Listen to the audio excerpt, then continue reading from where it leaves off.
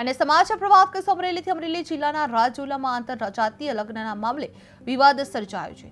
હિન્દુ સમાજની યુવતી નેહા પરમારે મુસ્લિમ યુવક મુહીસ ફિરાણી સાથે લગ્ન કર્યા હોવાનો અહેવાલો સામે આવતા મામલો ગરમાયો છે। યુવતીના પિતા અરવિંદભાઈ પરમારે નિવેદન આપતા દીકરીને પરત લાવવાની માંગ કરી છે। યુવતીએ સોશિયલ મીડિયા મારફતે વિડીયો જાહેર કર્યા બાદ આ મુદ્દો વધુ ચર્ચામાં આવ્યો છે। આ સમગ્ર ઘટનાને લઈને સ્થાનિક સ્તરે તણાવપૂર્ણ વાતાવરણ જોવા મળી રહ્યું છે અને તંત્ર પરિસ્થિતિ પર નજર રાખી રહ્યું છે। જે રાજુલામાં આંતરજાતીય લગ્ન મામલે વિવાદ જોવા મળી રહ્યો છે, જે યુવતીના પિતાએ દીકરી પરત માટે માંગ કરી રહી છે, જે સોશિયલ મીડિયામાં વિડીયો બાદ મુદ્દો ગરમાયો હતો। નેહા પરમાર અને મુહીસના લગ્ન ચર્ચામાં જોવા મળી રહ્યા છે, જે તંત્ર દ્વારા પરિસ્થિતિ પર નજર રાખવામાં આવી રહી છે।